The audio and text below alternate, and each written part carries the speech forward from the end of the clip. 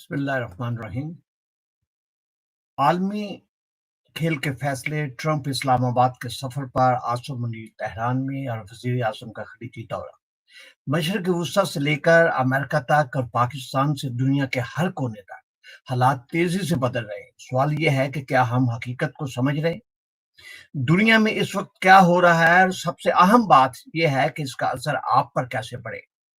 Breaking news से आगे बढ़कर आज हम जाएंगे कि दुनिया में असल में क्या चल रहा है। एक ऐसे दौर में जी रहे हैं जहां पर हर दिन तारीख बदल रही है, मगर क्या हम इस तब्दीली को पहचान रहे हैं? दुनिया बदल रही है, आलमी ताकतें अपनी चालें चल रही हैं, और इसमें सबसे अहम बात यह है कि पाकिस्तान जो है वो कहाँ खड़ा है। सिर्फ खबरें ही नहीं, ये वो हकीकत है जो हमारी जिंदगी, हमारी मईशत और हमारे मुस्तकबिल को बदल रही है। दुनिया इस वक्त एक नए जियो पोलिटिकल मरहले में दाखिल हो चुकी है, जहां ताकत का तवाज़ुन तेजी से तब्दील हो रहा है। मशरक़ वस्ती, जनूबी एशिया और आलमी ताकतों के दरमियान होने वाली हालिया सफारती सरगर्मियां इस बात का वाज़ेह इशारा है कि आने वाले दिनों में बड़े फैसले होने वाले हैं। अमेरिका, पाकिस्तान, ईरान, सऊदी अरब, कतर और तुर्की सब एक ही ऐसे शतरंज के खेल में मसरूफ हैं जिसके नताइज न सिर्फ खित्ते बल्कि पूरी दुनिया पर असरअंदाज होंगे। सबसे पहले बात करेंगे कि अमेरिका के सदर जो है डोनाल्ड ट्रंप के इस बयान की, जिसमें उन्होंने मुमकिना तौर पर इस्लामाबाद के दौरे का इंदा दिया है। ये कोई मामूली बात नहीं। अमेरिका का एक बड़ा सियासी चेहरा जो है वो दोबारा इक़्तिदार में आने की दौड़ में शामिल है। अगर पाकिस्तान का रुख करता है तो इसके पीछे यकीनन कोई बड़ी हिकमत अमली कार फरमा है। अमेरिका के लिए पाकिस्तान हमेशा से एक स्ट्रेटेजिक पार्टनर रहा है, मगर अफगानिस्तान से इनखला के बाद दोनों ममालिक के तल्लुकात में सर्दमहरी आ गई। अब अचानक ट्रंप का पाकिस्तान की तरफ झुकाव इस बात का इशारा है कि वाशिंगटन को दोबारा पाकिस्तान की जरूरत महसूस हो रही है, और इसकी वजूहत हो सकती चीन का बढ़ता हुआ असर रसूख, सी पैक, ईरान के साथ बढ़ती हुई कशीदगी, अफगानिस्तान की गैर यकीनी सूरत हाल, भारत के साथ तवाज़ुन बरकरार रखने की हिकमत अमली। अगर ट्रंप वाकई इस्लामाबाद का दौरा करते हैं तो ये ना सिर्फ पाकिस्तान के लिए एक बड़ी सफारती कामयाबी होगी, बल्कि खित्ते में ताकत के तवाज़ुन को भी बदल सकती है। आसिम मुनीर के दौरे की बात करते हैं। तेहरान का दौरा था खामोश मगर बहुत गहरा पैगाम। इसी दौरान पाकिस्तान के army chief field marshal Asim Munir का तेहरान का दौरा इंतहाई अहमियत इख्तियार कर गया है। ये दौरा ऐसे वक्त में हो रहा है जब ईरान और इसराइल के दरमियान कशीदगी अरूज पर है, और अमेरिका भी इस मामले में गहराई से शामिल है।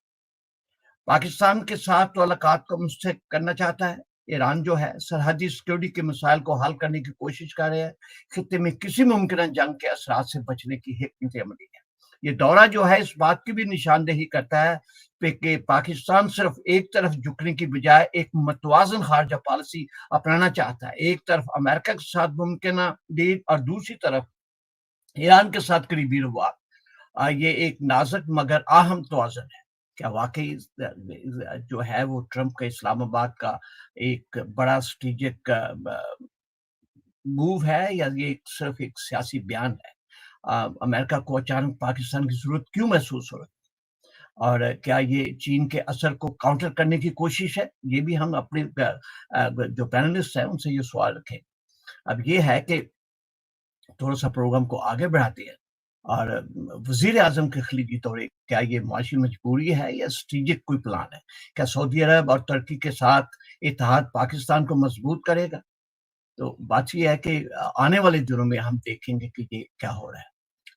तो दूसरा पाकिस्तान का जो वज़ीर आज़म है उन्होंने भी खलीजी जो वो दौरा किया है। अब हम बातें करेंगे, और हम अभी थोड़ी देर में आपको तारुफ करवाएँगे हमारे पैनलिस्ट का। हमारे साथ इस वक़्त मौजूद होंगे, अ, इस वक़्त हमें जॉइन किया है रावलपिंडी से जनाब कर्नल अतुर रहमान साहब से, उसको वेलकम करेंगे। अस्सलाम वालेकुम कर्नल साहब। हमें thank you very join much sir. हमें जॉइन किया है लाहौर पाकिस्तान से जनाब ब्रिगेडियर ज़फ़र डार साहब ने। और प्रोग्राम का आगाज जो है, गुफ्तगू का आगाज कर्नल साहब से करते हैं। कर्नल साहब, सर क्या सूरत देख रहे हैं आप सारे, जो आपको बड़ा गहराई के साथ इसको वॉच कर रहे हैं, हर चीज को कैसे इसको कहेंगे हमारे नाज़रीन के? Thank you very much power साहब। तमाम नाजरीन और सामईन को आदाब अर्ज करता हूँ। आपने अपने इब्तदाइये में ये जो तमीज़ बांधी है उसमें आपने कल के वाक़यात का जिक्र किया, आज के वाक़यात का जिक्र नहीं किया। इस वक्त हालात बहुत तेजी से तब्दील हो रहे हैं। अभी जो फील्ड मार्शल साहब का दौरा है वो काफी चीजें जल्दी जल्दी उनके सामने आ रही हैं। जो कॉन्फिडेंस बिल्डिंग मेजर होने चाहिए थे अमेरिका और ईरान के दरमियान, उनके नताइज सामने आ रहे हैं। सबसे पहले आज 4:30 बजे ईरान के वजीर खारजा अब्बास अरक्ची ने ट्वीट किया और उसने कहा जी हम सीज फायर के दौरानिये के लिए अपनी ईरानी शराइत के मुताबिक आबनाए हरमज को मुकम्मल तौर पे तमाम शिप्स के लिए खोल रहे हैं।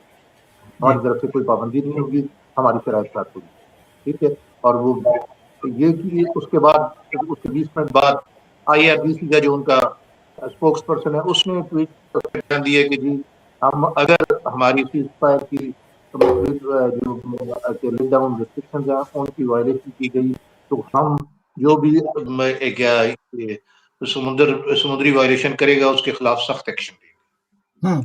उसके बाद प्रेसिडेंट ट्रंप की ट्वीट आई तकरीबन 5:15 बजे और उसने कहा कि जनाब मैं अपना हुर्मत पे खोलने पे तमाम लोगों को मुबारकबाद पेश करता हूँ और ईरान का शुक्रिया अदा करता हूँ और ये हमारी जीत उसने जाहिर की है। अभी ये सारी चीजें, इन चीजों का बड़ा क्या मुस्बत असर हुआ है और तमाम जो लोग इफेक्टेड थे उन्होंने बड़ी खुशी का इजहार किया है और इसका फौरी तौर पे जो है वो इंटरनेशनल मार्केट पे तेल की कीमतों पे असर पड़ा है और $94 पर बैरल रेट से 10% नीचे आया है और अब तकरीबन 9% के करीब कह ले कि $86 पर बैरल पे रेट आ गया है। अभी ये तो थी। इसके अलावा एक और इसके साथ जो डेवलपमेंट है वो ये है कि जो कॉन्फिडेंस बिल्डिंग में अब नए हरमज जो है वैसे नहीं खोली गई, इससे पहले अमेरिका ने ईरान के $20 बिलियन अनफ्रीज किए हैं, जो उन्होंने मेरे ख्याल में ये बहुत पुराने इनके फ्रीज किए हुए थे, जो शायद 70s के जब रेवोल्यूशन है उस वक्त किए, वो इन्होंने अभी अनफ्रीज किए। तो ये काफी इंपॉर्टेंट चीजें हुई हैं जिससे ये सारे कॉन्फिडेंस बिल्डिंग में चले हैं और साथ तो प्रेसिडेंट ने कहा है कि जनाब ट्रंप ने कि इस वीकेंड पे हमारी वो होंगी क्या कहते हैं मुज़ाकरात, फर्दर डायलॉग शुरू हो जाएंगे। दैट मीन्स कि अतवार को अब ये अकॉर्ड अभी तो जब ये दोनों हमारे जो मुल्क के क्या वजीर आजम और फील्ड मार्शल जब वापस आ जाएंगे आज रात को, कल सुबह तक ये फिर पता चलेगा कि जनाब अब ये अकॉर्ड की क्या सिचुएशन है, क्या अतवार को या सोमवार को अकॉर्ड साइन करने के लिए ये जितने सरबराहान ममलिकत का हम सुन रहे हैं ये आएंगे या नहीं आएंगे, या अभी फिर दोबारा अकॉर्ड के लिए सिटिंग होगी और उसके बाद ये लोग आएंगे। लेकिन डेफिनेटली आपने ये कल सुना था कि डोनाल्ड ट्रंप ने अखबार नवीसी से बात करते हुए ये कहा था कि वो पाकिस्तान अगर ये क्या माहिदा होता है तो वो इसको साइन करने के लिए जरूर जाएंगे। तो ये बहुत अच्छी खुशआइन चीज है कि जिसके लिए अमेरिकी सदर आज तक 1968 के बाद, रिचर्ड निक्सन के बाद कोई पाकिस्तान नहीं आया, तो 60 साल बाद कोई 58 साल बाद कोई अमेरिकी सदर पाकिस्तान आएगा। तो इससे पाकिस्तान की जो प्रोफाइल है वो उसमें इजाफा होगा और पाकिस्तान की इंटरनेशनल प्रोफाइल और वैसे भी खित्ते में जो इसकी सिक्योरिटी प्रोवाइडर की अब पोजीशन बनी हुई है वो बहुत स्ट्रेंथन होगी। तो उम्मीद करते हैं कि इंशाल्लाह आने वाले चंद घंटे, अगले 24 घंटे में बहुत ज्यादा चीजें जो है वो क्लियर होंगी। चले थोड़ा सा आगे बढ़ते चलते हैं ब्रिगेडियर साहब की जानब। ब्रिगेडियर साहब, अमेरिका को अचानक पाकिस्तान की जरूरत क्यों महसूस हो रही?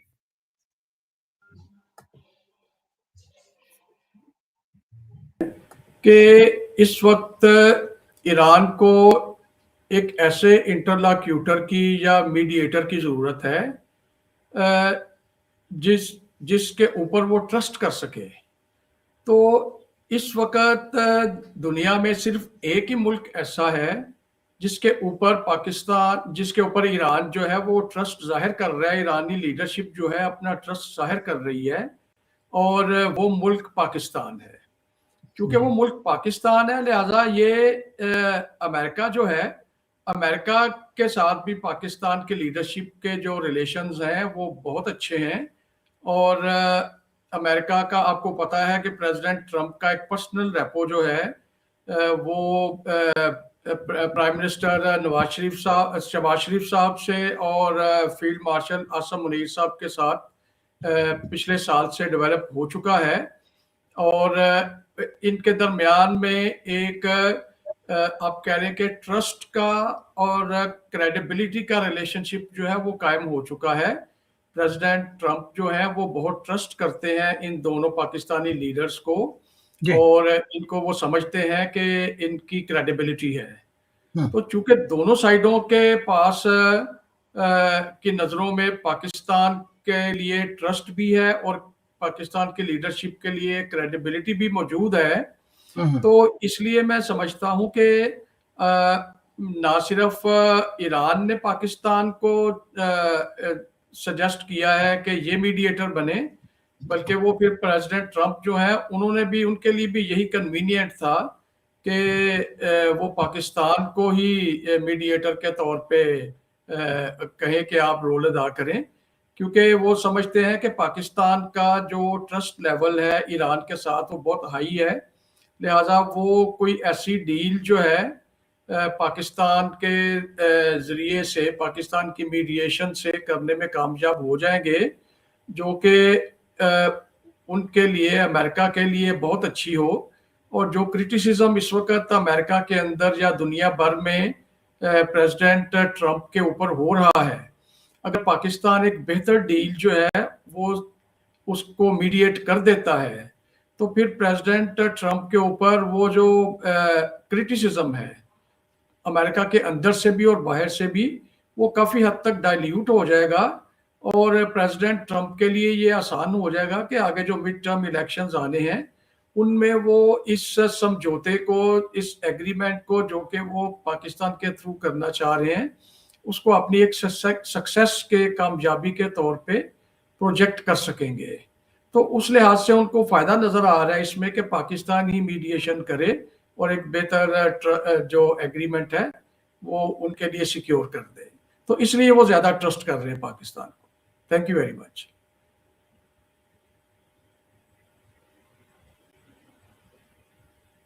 आपकी आवाज़ नहीं आ रही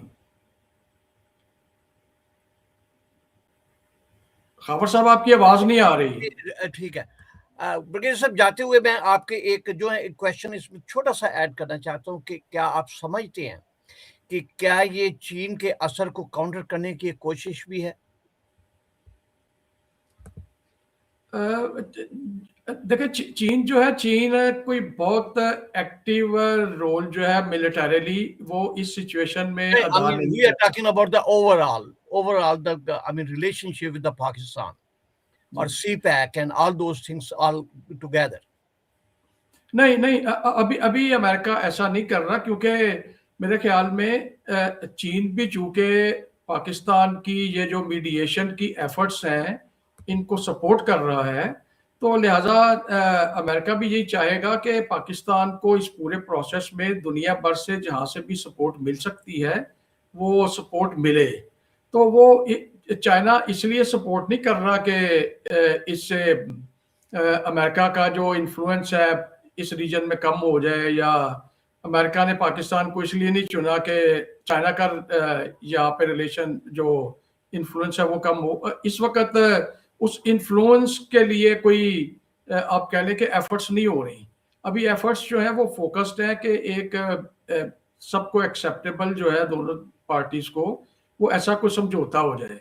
तो उसमें चूंकि चाइना एक पॉजिटिव रोल प्ले कर रहा है, नेगेटिव रोल नहीं प्ले कर रहा, वो पॉजिटिव रोल प्ले कर रहा है इन द सेंस कि वो पाकिस्तान की जो पीस एफर्ट्स हैं, जो मीडिएशन की प्रोसेस है, उसको चाइना सपोर्ट कर रहा है।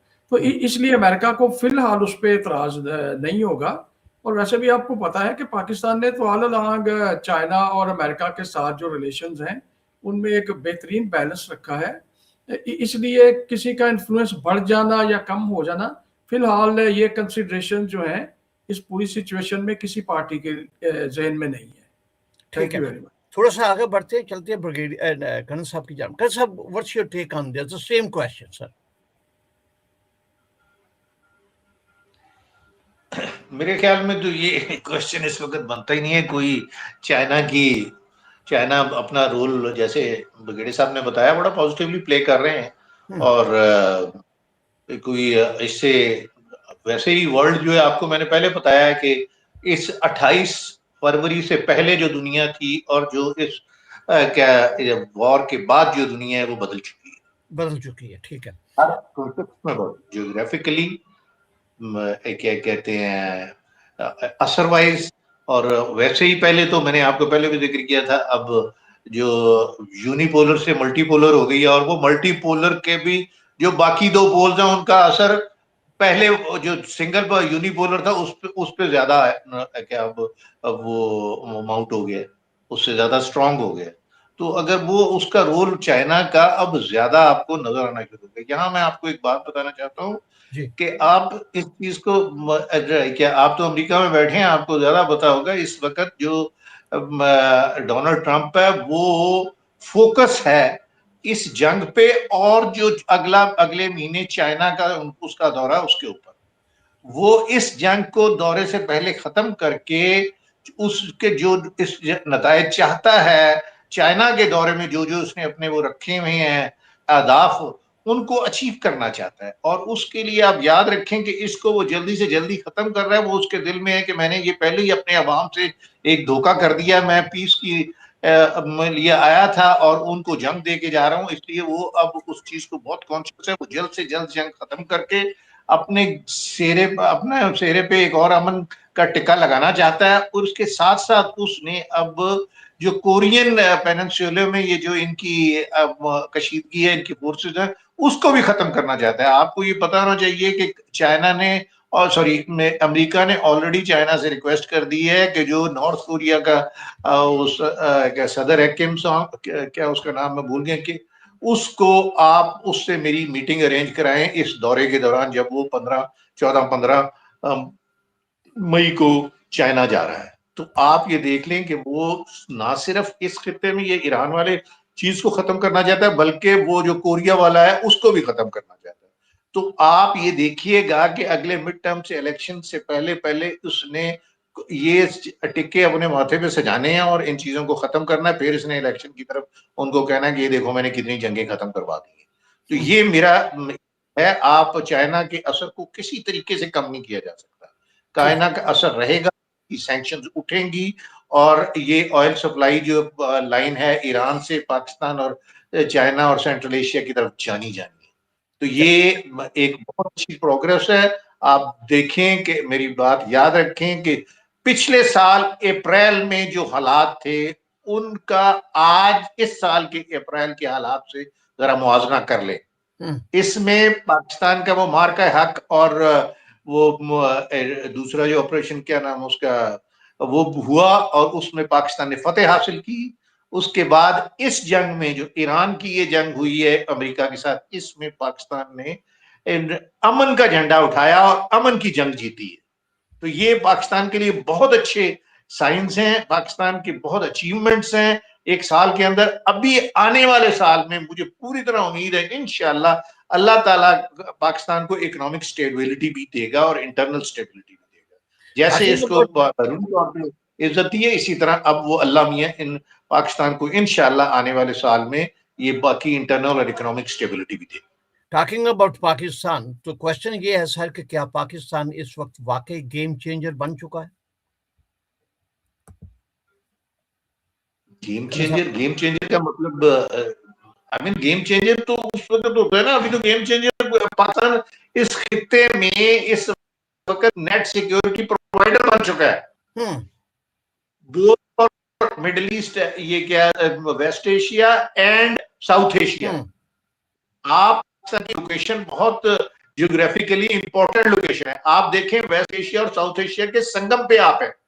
आप अगर सिक्योरिटी प्रोवाइड करते हैं, नेट सिक्योरिटी प्रोवाइडर आप बन चुके पिछले साल की जंग जीतने के बाद, और ये मौजूदा जो आपने यमन का रोल प्ले किया है, ये क्लियरली आप as a net security provider हैं। आपने इंडिया को जीरो कर दिया है। इंडिया की बेशक उसकी डेमोग्राफी और उसकी ज्योग्राफी बहुत डोमिनेटिंग है, उसकी इकोनॉमी बड़ी, वो कहते हैं जी हम फोर्थ वर्ल्ड की इकोनॉमी है, लेकिन उसको कोई पूछ नहीं रहा। हर कोई हमारी तरफ आ रहा है और हमसे क्या एडवाइस ले रहा है। तो इसका मतलब है कि जो पाकिस्तान के खिलाफ इन्होंने वो एक चलाया हुआ था महाज के ये टेररिज्म का सेंटर है, वो खत्म हो गया है। अब पाकिस्तान एक पीसफुल और एक डिग्निफाइड नेशन है और अमन की ख्वाह है, और इंटरनेशनल जो हमारे जितने कानून है उनको पूरी तरीके से फॉलो करती है। इसलिए इस वक्त पाकिस्तान की पोजीशन बहुत बेहतर हो गई है पहले से, और एक पाकिस्तान नेट सिक्योरिटी प्रोवाइडर बन चुका है इस खित्ते में। ठीक है, थोड़ा सा आगे बढ़ते हैं, चलते हैं ब्रिगेडियर साहब की जान से। ब्रिगेडियर साहब अपना जरा माइक खोलें जरा प्लीज।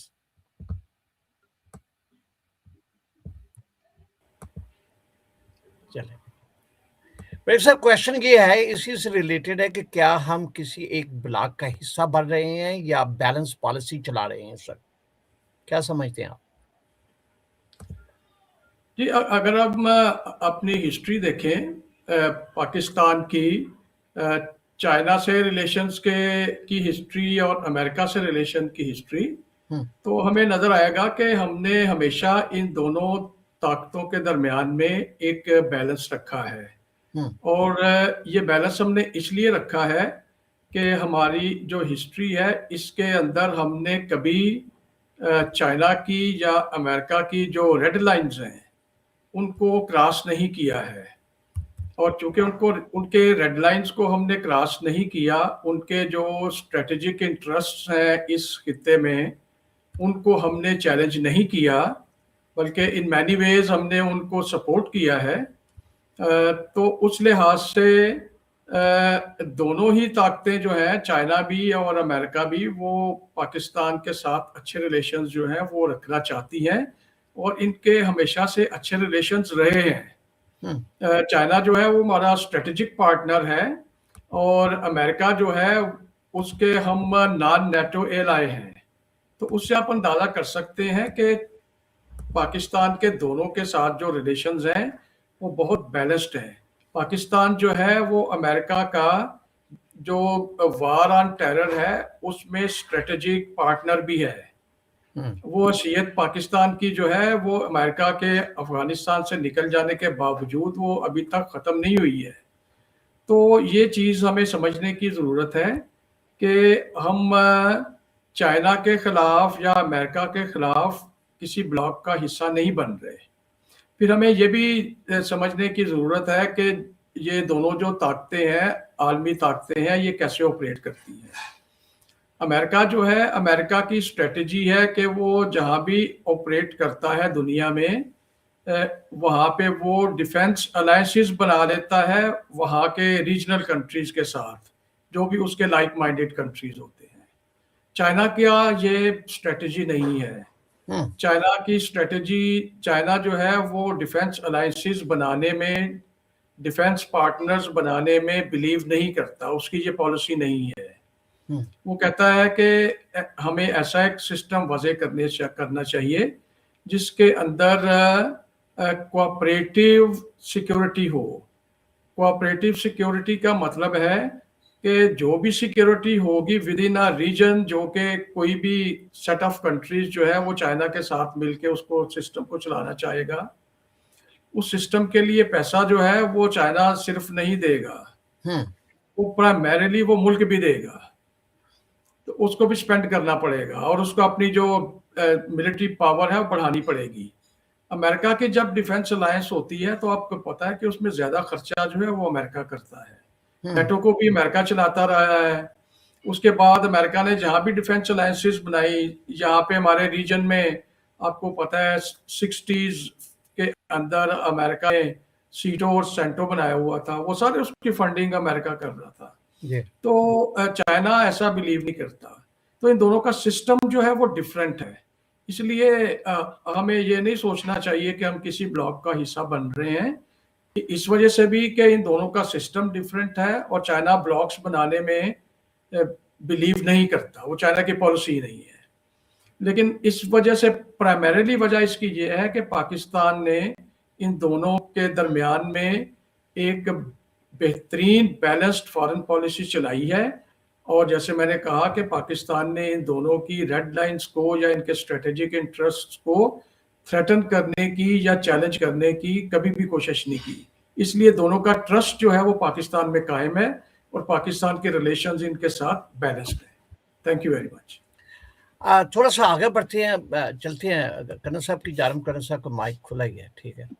कन्ना साहब, अभी जो इसराइल और लेबनान का जो सीज फायर हुआ है, समझते हैं कि मशरक़ वुस्ता में हालिया जो जंगबंदी जो है ये एक मुस्तकिल अमन की तरफ पहला कदम है या महज एक आर्जी ब्रेक हुआ है? क्या समझते हैं आप?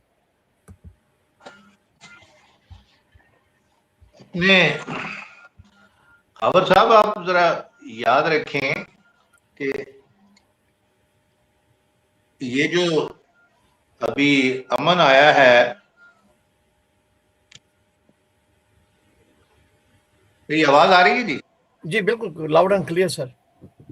अच्छा, ये जो लेबनान वाला जो सीज फायर आज हुआ है, अनाउंस हुआ है, ट्रंप ने अनाउंस किया है कि जी 10 दिन के लिए सीज फायर है, ये शर्त थी आमनाए हरमज खोलने की ईरानियों की।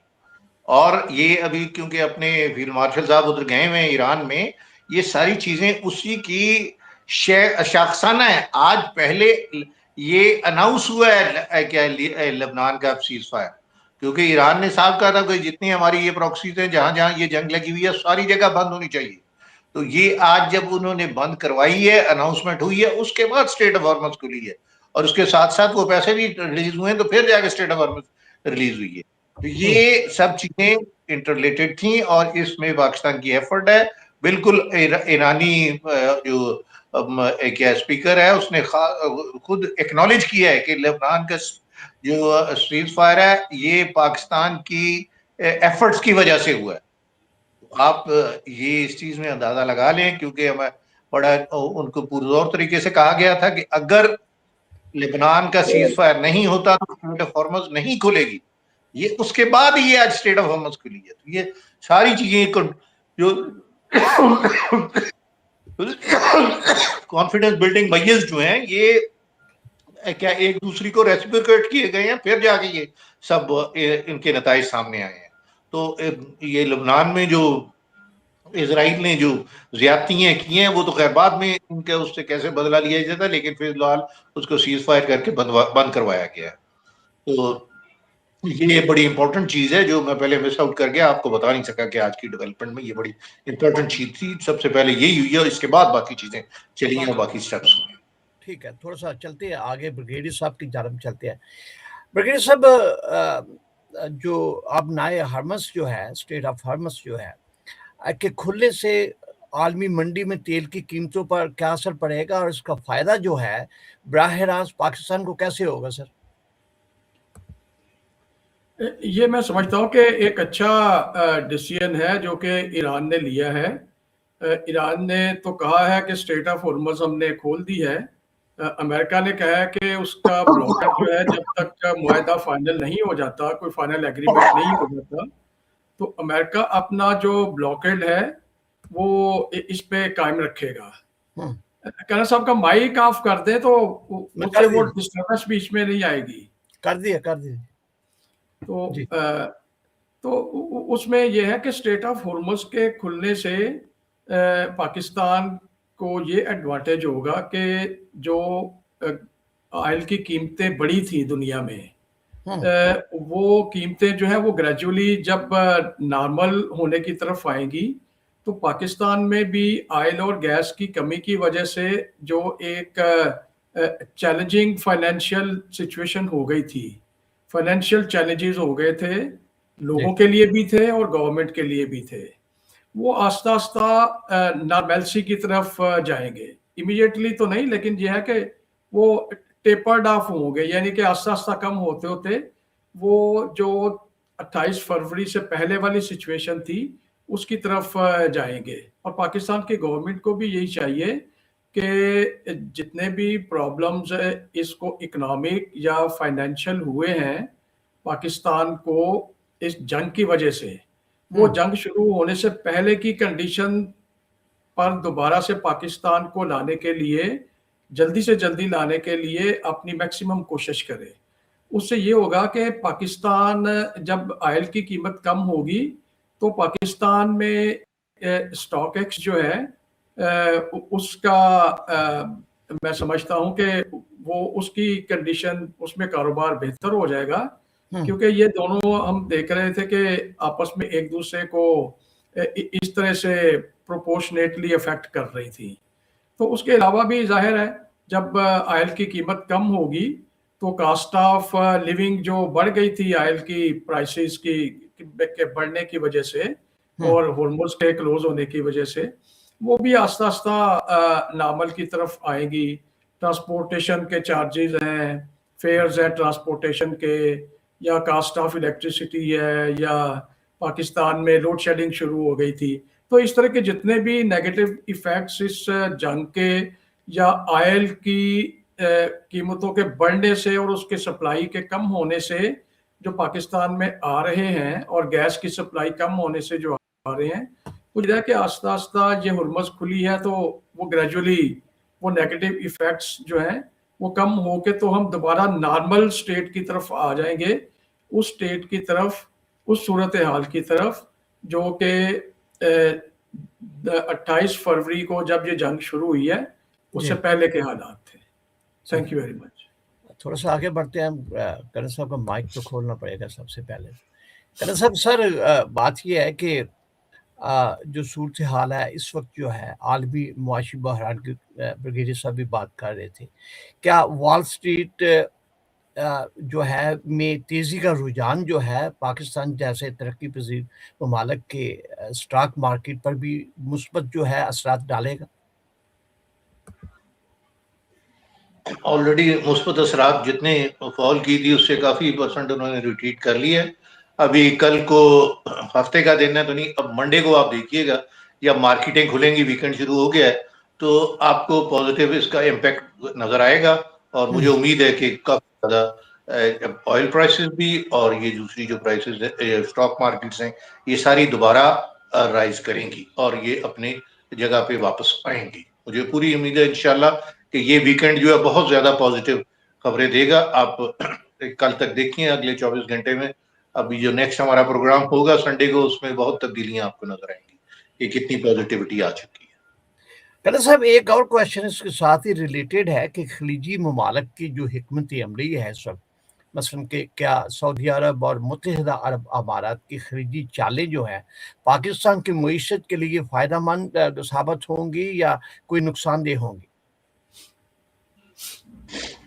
अभी देखिए, पाकिस्तान की जो ये क्या कहते हैं कोशिश है अमन के लिए इस रीजन में, उसको हर कोई एक्नॉलेज कर रहा है एक्सेप्ट यूएई है जो नाराज है।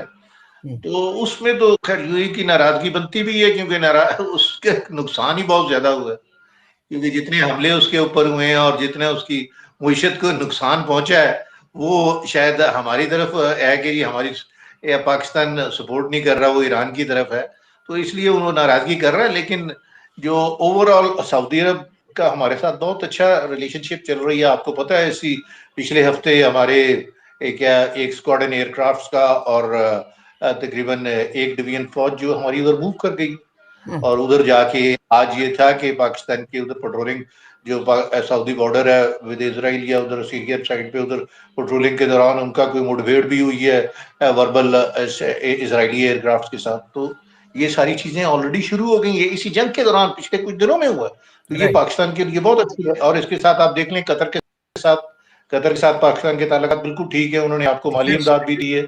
और ये जो सिर्फ दो मुल्क जिनके साथ तरह थोड़ा सा मसला चल रहा है वो यूएई और बहरीन है, जो डायरेक्टली ईरान के साथ उनकी कन्फ्रंटेशन चल रही थी सारी की सारी। उसमें वो हमारा रोज चाहते थे कि हम ईरान को सपोर्ट ना करें, लेकिन मेरे ख्याल में वो हम सही थे। हम क्या जो अग्रेसर है उसको ही सपोर्ट कर सकते थे। उनको हम नहीं, क्योंकि यूनाइटेड स्टेट अग्रेसर था और यूएई वगैरह ने और बाकी कंट्रीज जिन्होंने बेसिस दिए हुए थे उन पे अगर इस ईरान ने अटैक किया है तो वो हक बजानब थे, क्योंकि अगर उनकी टेरिटरी से अटैक होगा ईरान के ऊपर तो ईरान जरूर जवाब देगा। हमें ये सारी चीजें ज़हन रखनी चाहिए। तो उसने जो भी किया ठीक है, लेकिन इससे इतना नहीं पड़ेगा। आने वाले वक्त में आप देखिएगा इस जंग के पाकिस्तान के लिए मुस्बत असरात सामने आने शुरू हो जाएंगे जल्द बदे। ठीक हो गया, थोड़ा सा आगे बढ़ते हैं, चलते हैं ब्रिगेडियर साहब की जानब। ब्रिगेडियर साहब, सर क्वेश्चन ये है कि इलाकाई इस्तेहकाम और ईरान अमेरिकी कशीदगी को कम करने में जनरल आसिम मुनीर का हालिया सफारती किरदार कितना अहम है सर? इनका किरदार कितना अहम है? जी, मैं समझता हूँ कि इनका सेंट्रल रोल है इस सारे पीस प्रोसेस के अंदर। और जिस तरीके से इन्होंने इंटरैक्ट किया है दोनों टीम्स के साथ, अमेरिकन के साथ भी और ईरानी टीम के साथ भी, और उसके बाद फिर ये खुद गए हैं तेहरान के अंदर और वहाँ पे जाके उनकी सारी क़यादत से मुलाकात की है।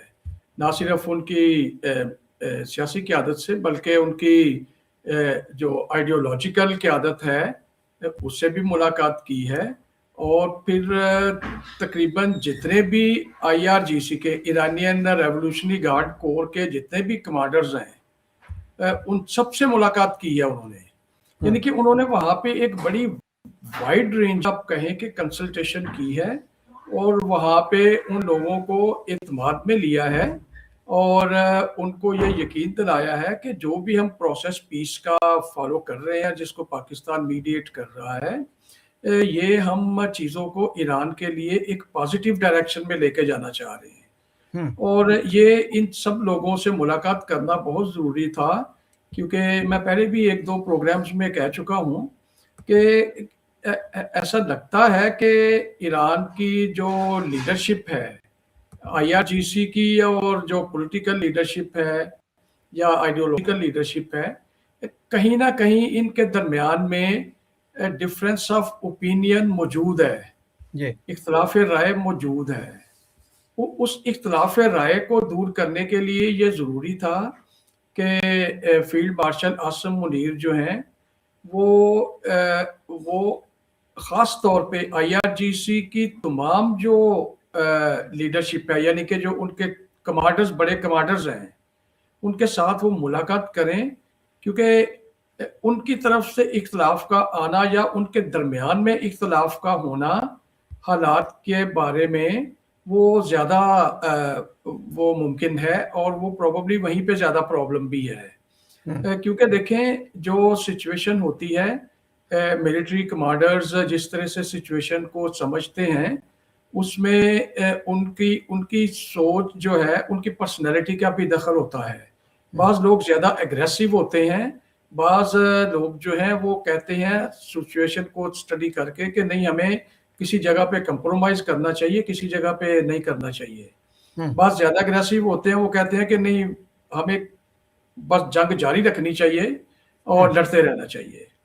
तो इसलिए उन सबको इकट्ठा करके तो सूरत हाल को समझाना ज़रूरी था कि ये जो पीस प्रोसेस है इसके ईरान को क्या फ़ायदा होगा, ईरान के लोगों को क्या फ़ायदा होगा, और अगर ये ना हुआ तो ईरान को नुकसान क्या होगा।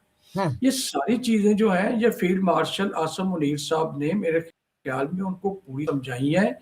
एक पूरी पिक्चर जो है मौजूदा हालात की और मौजूदा हालात से आगे जो हालात आ सकते हैं, अगर मुआहदा हुआ तब क्या होगा, ना हुआ तो तब क्या होगा, वो पूरा उनको समझाया है। उनको ये समझाना बहुत ज़रूरी था, क्योंकि ईरान जो है वो थोड़ा सा ज़्यादा रिलेक्टेंट हो रहा था मुआहदे की तरफ आने में। थोड़ी सी उनको लैक ऑफ सिक्योरिटी, यानी कि इनसिक्योरिटीज़ भी उसको थी। जैसे वो कह रहा था कि जी हमें गारंटी दे के आइंदा जंग नहीं होगी, तो कुछ इनसिक्योरिटीज भी हैं ईरान की जो लीडरशिप है उसके दरमियान, उसके अंदर, और वो पॉलिटिकल लीडरशिप में भी है और मिलिट्री लीडरशिप में भी है। तो इन इनसिक्योरिटीज को फील्ड मार्शल आसिम मुनीर ही दूर कर सकते थे, क्योंकि वो एक ऐसी पर्सनैलिटी हैं जिनके ऊपर ईरान की जो क़यादत है, मिलिट्री क़यादत भी और पॉलिटिकल क़यादत भी, वो उनको ट्रस्ट कर रही है, उनकी क्रेडिबिलिटी है। तो उस लिहाज से मैं समझता हूँ कि जब हम इस पूरे तनाज़ुर में देखते हैं फील्ड मार्शल असम मुनीस साहब का रोल इस पूरी सिचुएशन में, तो मैं समझता हूँ कि वो एक कलीदी रोल है और वो बहुत पॉजिटिव और बहुत इम्पोर्टेंट रोल है, और एक्चुअली वो एक फैसला कुन रोल है जो वो प्ले कर रहे हैं। इसलिए हमारी सारी जो दुआएं और ख्वाहिशात, नेक ख्वाहिशात हैं, वो उनके साथ हैं, और हम दुआ करते हैं कि कोई ना कोई वो इस मसले का, जो कि बड़ा डिफ़िकल्ट और कम्प्लेक्स ये मसला है, इसका कोई ना कोई वो ऐसा हल निकाल लें, ऐसा हल निकालने में कामयाब हो जाएं जो कि सबको एक्सेप्टेबल हो, और वो खित्ते के अंदर उसके वाकई तमाम पार्टीज़ के लिए, अरब ममालिक के लिए भी, ईरान के लिए भी, अमेरिका के लिए भी, पाकिस्तान के लिए भी पॉजिटिव रिजल्ट्स आए। तो ये एफर्ट है जो वो कर रहे हैं, और अल्लाह करे कि इसमें उनको कामयाबी हो। Thank you. चले चलते आगे थोड़ा सा बताइए कन्ना साहब, लास्ट क्वेश्चन है मेरा ये आपसे कि ईरान के जो है, ईरान के जोहरी मुआहदे में पेशरफ्त के बाद क्या पाकिस्तान अब ईरान के साथ गैस पाइप लाइन जो है वो मंसूबा मुकम्मल कर पाएगा?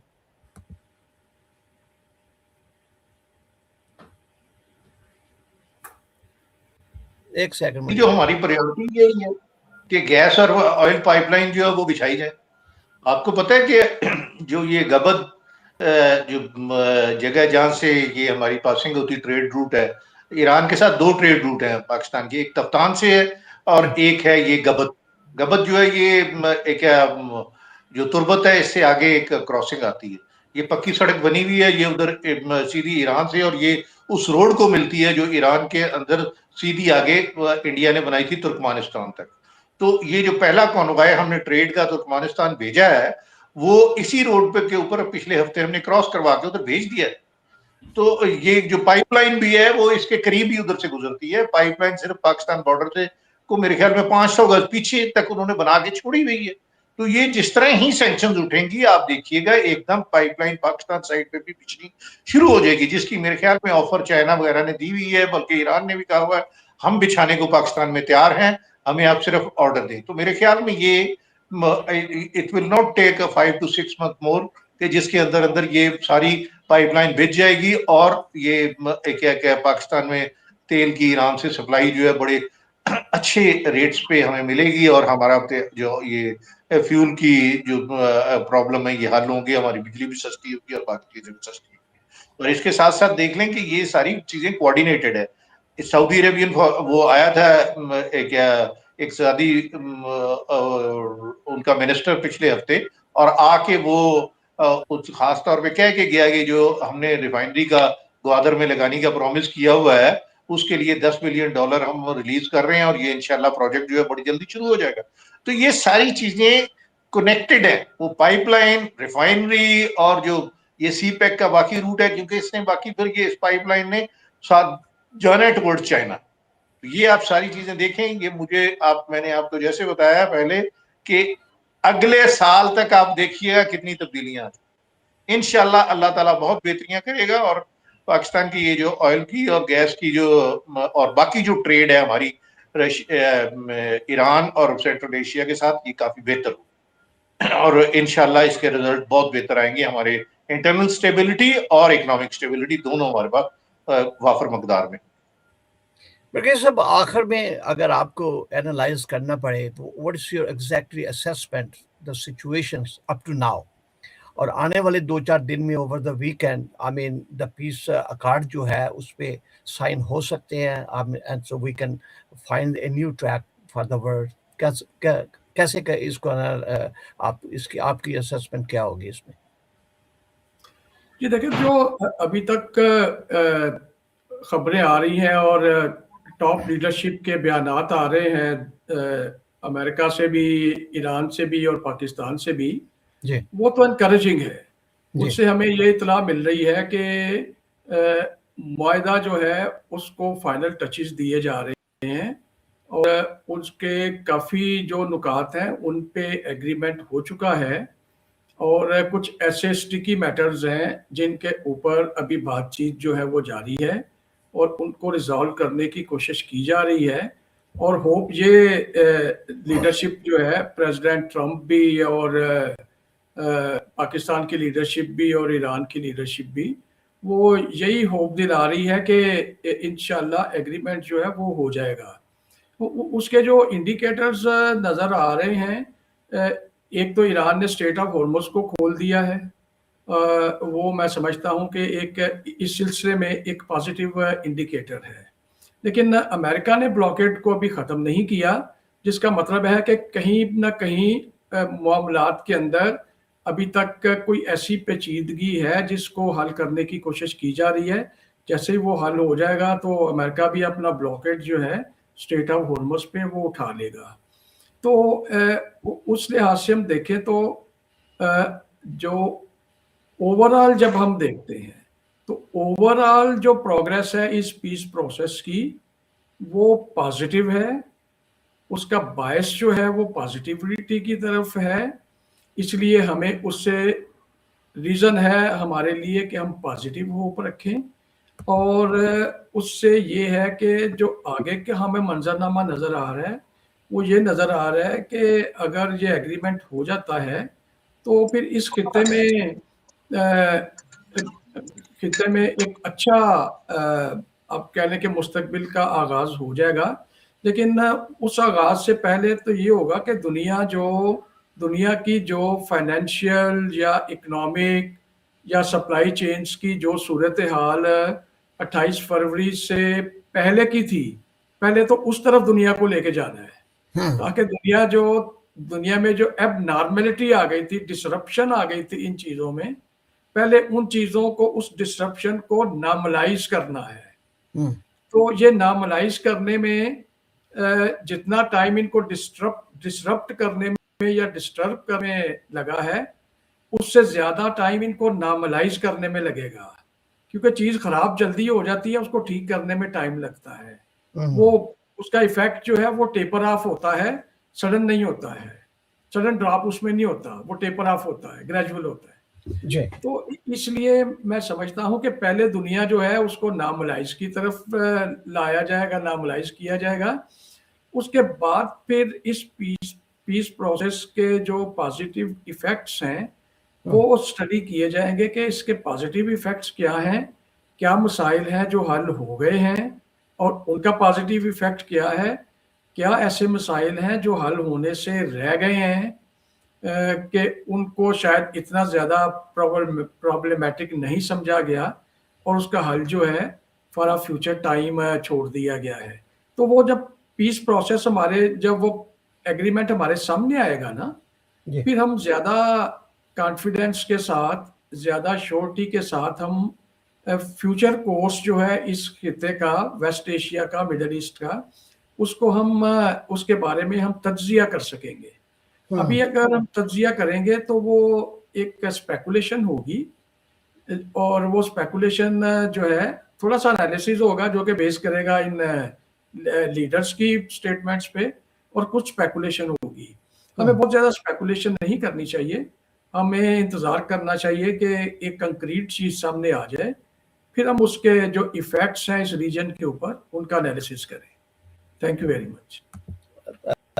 चलते हैं कनस साहब, if you want to add into that, brigadier साहब से बात के आपकी असेसमेंट क्या होगी, अगर आप हालात का, सर्कमस्टेंसेस का, सिचुएशंस का। मैं आपको पहले भी मैंने बताया, ये अगले 2-3 दिन बड़े इंपॉर्टेंट हैं। आप देखिएगा ये सारी चीजें क्या अपने लॉजिकल एंड पे पहुंचेंगी और वो जो पीस अकॉर्ड हो जाएगा, और इस पे आप देखिएगा अगले 2-3 दिनों में ये सारे जो लीडर्स इधर इस्लामाबाद में इकट्ठे हो रहेंगे और ये इस्लामाबाद अकॉर्ड जो साइन होगा, इंशाल्लाह इन सारी चीजों के बड़े मुस्बत नताइज होंगे और पाकिस्तान के लिए इसमें खैरखाही है और इस पूरे खित्ते के लिए खैर। बिल्कुल इंशाल्लाह ताला। जी, इसके साथ ही हमारे प्रोग्राम का वक्त जो है, आज के प्रोग्राम का वक्त ख़त्म हुआ, लेकिन जाते हुए ये बात ज़रूर हम कहेंगे कि पाकिस्तान आज एक ऐसी तारीख़ी घड़ी में खड़ा है जहाँ तवानाई की ज़रूरत है, सफ़ारती तवाज़न और मुआशी बका एक जगह आ मिले हैं। क्या आज किए गए फैसले हमारे मुस्तकबिल को महफूज बनाएंगे या हम आलमी ताकतों की इस जंग में सिर्फ एक तमाशाई बनकर रह जाएंगे? आने वाले महीने ये तय करेंगे कि नया मशरक़ वुस्ता पाकिस्तान के लिए क्या पैगाम लाता है। जुड़े रहिए हमारे साथ, हमारे प्रोग्राम के साथ। और ये है कि हमने बहुत से नक्शे भी देखे हैं, मईशत के आदाद-ओ-शुमार भी देखे हैं और बदलती हुई फ़ौजी हिकमत अमली भी देखी है, मगर असल सवाल अब वही है कि क्या पाकिस्तान आलमी ताकतों की इस नई सफ़बंदी के लिए तैयार है? हम इन तमाम खबरों की जो पल-पल अब बदलती हुई सूरत आप तक पहुँचाते रहेंगे। हमारे अगले प्रोग्राम का जो है वो इंतज़ार कीजिए। अगर आपको हमारा प्रोग्राम पसंद आया तो हमारे चैनल को सब्सक्राइब ज़रूर कीजिए, अपनी राय का इज़हार कमेंट्स में ज़रूर कीजिएगा। तब तक के लिए इजाज़त दें, अपना ख़्याल रखें। अल्लाह हाफ़िज़ और पाकिस्तान ज़िंदाबाद।